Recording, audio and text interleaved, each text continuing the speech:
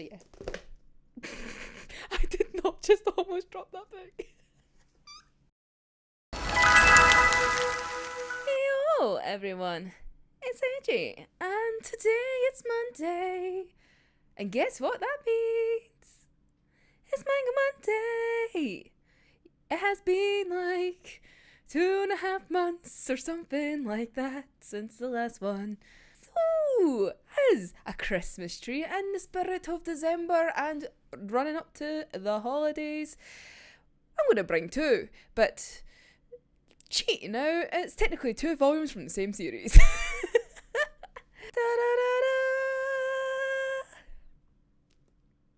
Yeah! So, we have Alice in Wonderland themed shit. Because if you know the channel, you know I like fucked up Alice in Wonderland. So here is Alice in Murderland! Yay! Got a great wee series. Well, so far, I only have the first 2. And it's by Yuki. And damn, am I loving it.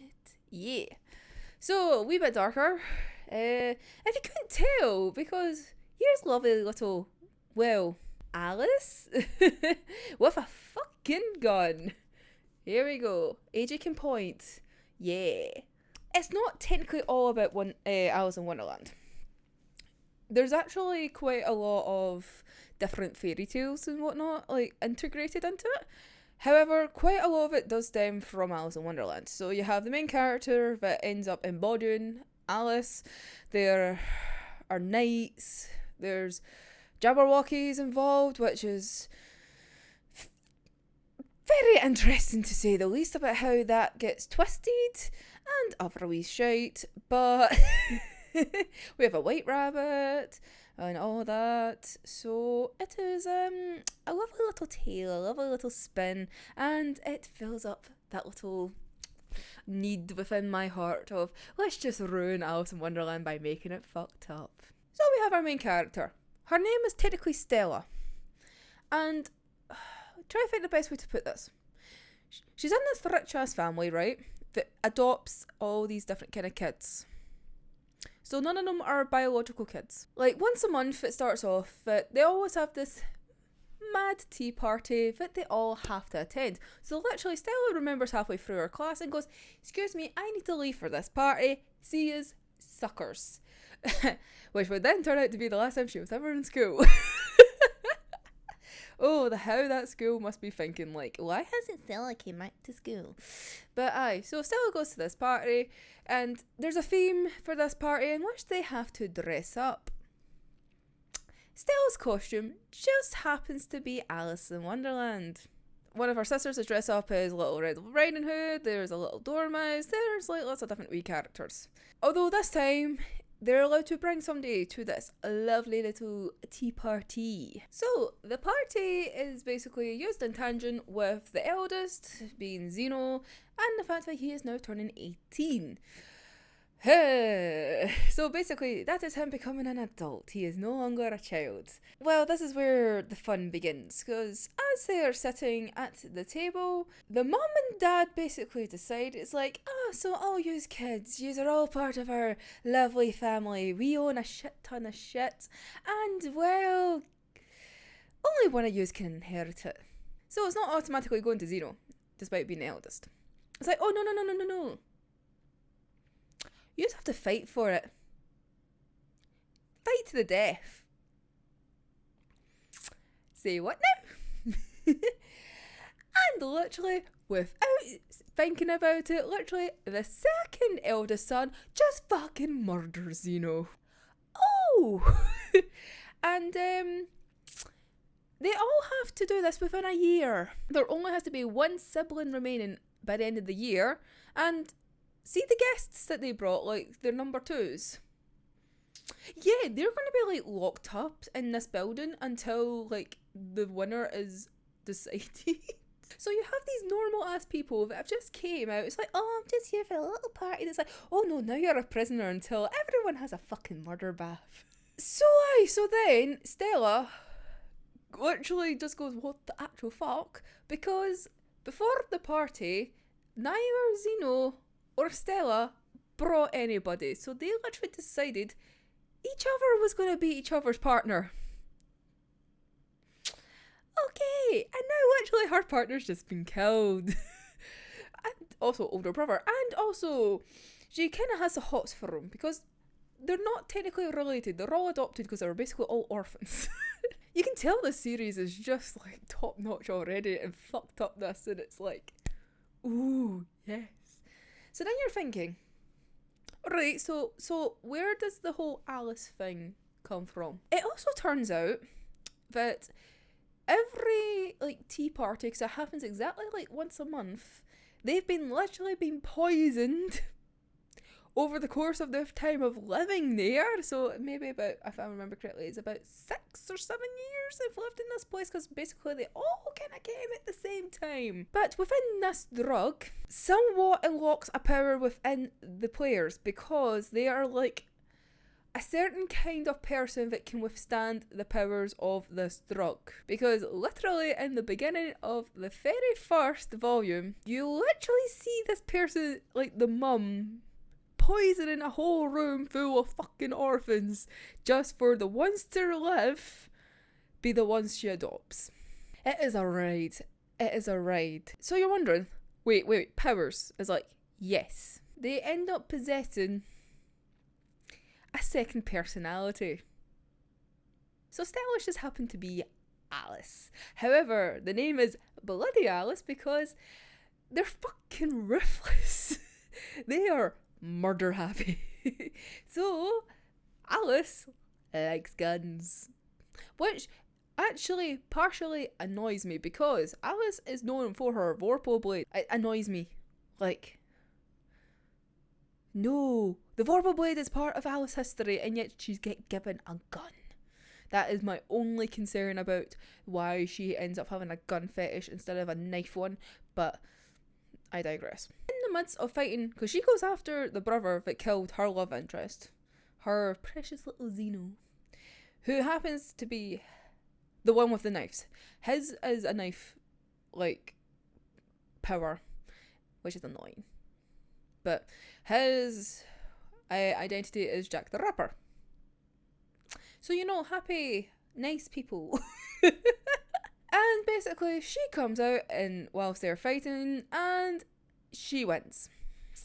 She just, well, as Alice, murders her brother, who's a bit of a dick. Like, being honest, he's quite a dick. So, is it really that much of a sad pity? Nah. And then, as the story kind of progresses towards the end of the first volume, the brother that Stella killed, yeah, so his date was his girlfriend, but they were kind of like on and off kind of boyfriend and girlfriend, and she really didn't like him kind of thing. She didn't really want to be there, but it was kind of like forced.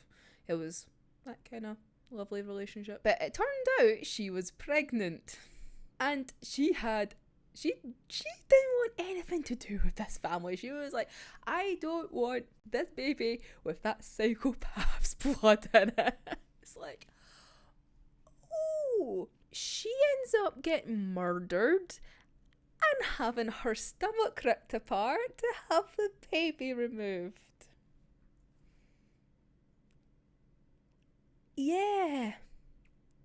She also had her face sewn with a fake smile. It's fucked up. So obviously I then went to buy the second one because I had to find out who did it. Because it left literally on a cliffhanger being like, oh, who could have done this? And it's like, wait a minute, it could have been this person. And it's like, oh, you think it's this person or it is this person? We're just going to go on a wee cliffhanger and you're going to have to buy it to find out. And that's not even half of the story. So remember how I said there was Jabberwockies involved, right? So it turns out basically this family are Jabberwockies, right? But it's kind of in a weird like vampire kind of style. Because it's so messed up in a way. It's so good though. They kind of have this ability of like life and death, because you know the brother that got killed first? Well, they brought him back to life, because literally Stella made the point, it's like, well, we're meant to have our partners. My partner was Xeno. I want my partner back. And they just went, okay, you can have him back, but you need to win this for him to stay alive. Because if you die, he dies. It's like, Jesus Christ, what is happening? So obviously she agrees because she's fucking in love with him.